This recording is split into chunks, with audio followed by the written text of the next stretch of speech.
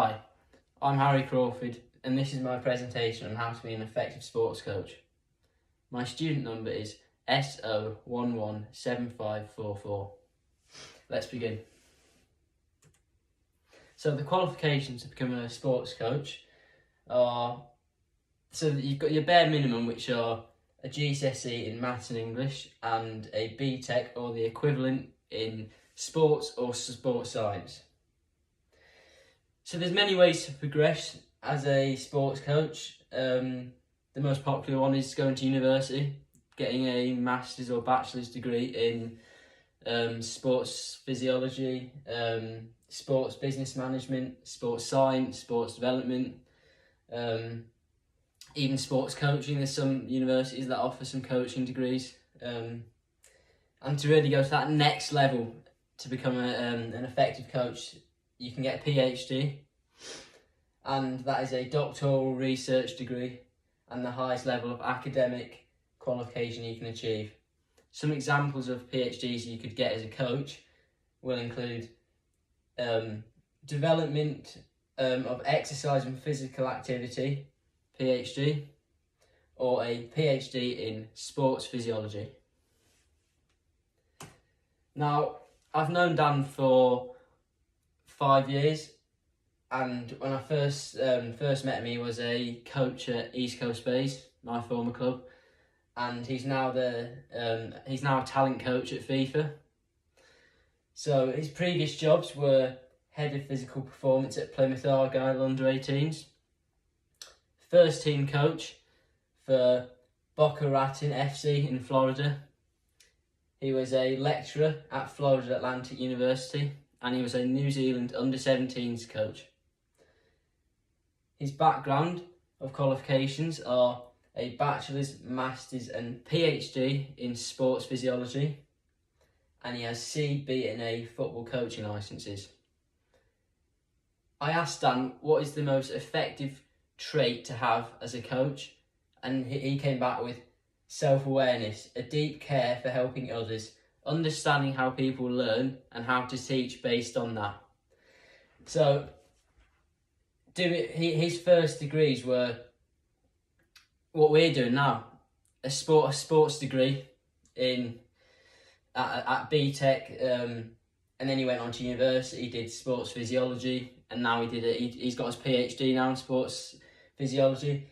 And a week ago he got offered a job to be a FIFA talent coach, and his boss is now Arsene Wenger. So I think that's a pretty cool thing to show you guys. Yeah.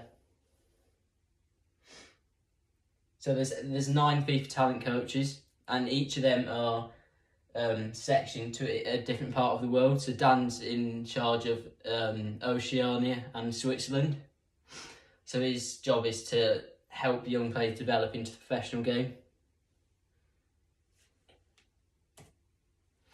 The responsibilities of an effective coach include the following: teaching relevant skills, tactics and techniques, identifying strengths and weaknesses, plan training sessions designed for specific intentions. Right, let's get into the first one. Teaching relevant techniques, tactics and skills. Why is this important? Teaching relevant skills, tactics and techniques allow people to improve individually and collectively. For example, a speed coach could teach their athlete how to sprint with the most effective technique, or a football coach could demonstrate to their athletes how to pass a ball with the most efficient technique. This is important because it helps athletes develop into a better player. We are not born with the ability to run with the right technique or pass the ball with precision. We learn this ability from effective coaches who use their knowledge and experience when teaching us. Right, the second one, identifying strengths and weaknesses. Why is this important? Identifying the strengths and weaknesses of an athlete allows you to have a greater understanding of where they can thrive and where they might fall short. For example, a CrossFit coach needs to know their athlete's strengths and weaknesses, so when it comes to the games, they can tell their athlete which events to try harder in. So the CrossFit Games, there's multiple events in these games. They vary from more aerobic endurance to more strength focused. Each person will be better at each event. So as a coach, it's important to know your athlete's strengths and weaknesses so you can then communicate with your athlete which events to push harder in. The importance of this allows the athlete to maximise their performance in the most efficient way, giving them a higher chance of succeeding. Planning training sessions specific for a specific intention. Why is this important? Planning a training session based on a weakness shown in the match prior will allow for improvement and development within the squad. For example, a football coach can include transition drills in training as the team were poor in this area on match day. When planning a training session based on a weakness, the team will ultimately start to improve in that element over an extended period of time. Right, skills of an effective coach. These can include confidence, an inspiring coach, and compartmentalisation. Confidence. Why is this important? Confidence is not a natural quality that some people are born with and others aren't. It's a skill that's been constantly tested and developed. There are two types of confidence, internal and external. As a coach, you should promote internal confidence, as this enables athletes to perform at high levels. Internal confidence relies on internal sources, so that's like past experiences, achievements.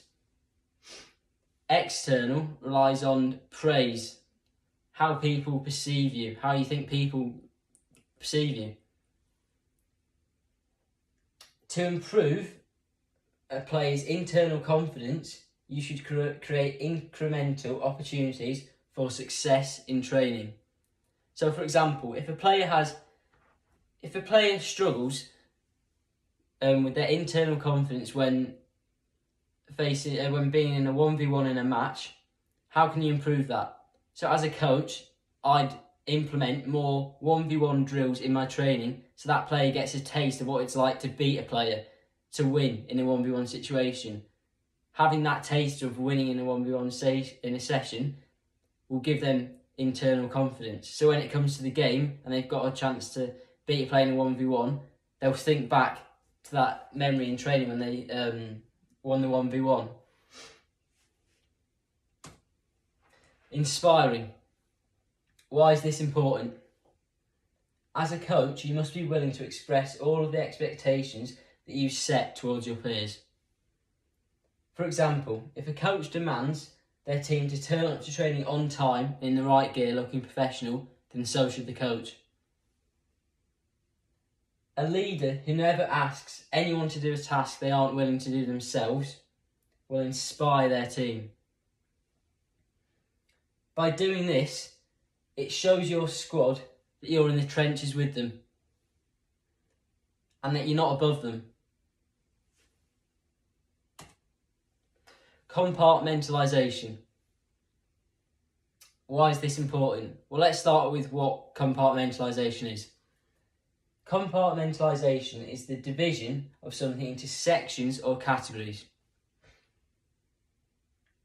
Some examples include not looking too far ahead into the future, or highlighting key markers of victory along the way to achieving something great. A prime example of that is in sport is a football tournament. Instead of focusing on winning the tournament, you should take one game at a time. By focusing on one game at a time, you can acknowledge the win and celebrate it. Doing this will increase the morale, motivation within a group. It will also increase your team's internal confidence throughout the tournament. How should a coach act and behave? An effective coach should express the following: professionalism, positivity, and respect. Professionalism. Why is this important? Professionalism is the way you conduct yourself, your attitude, how you communicate with others. Being professional can ensure a positive first impression, successful interpersonal relationships, and having a lasting reputation with people or an organisation. Positivity. Why is this important? Positivity increases our overall enjoyment and happiness, our ability to think creatively and handle challenges. A positive coach uses positive words and phrases to motivate their team. They also compartmentalise things and celebrate key markers of victory in a process. The benefits of being a positive coach will increase the morale, motivation and enthusiasm within a group. Respect. Why is this important? Showing respect as a coach develops relationships with your players. Connecting with your team helps them see you as a person they can trust, someone they can rely on, someone they can come to in need of help.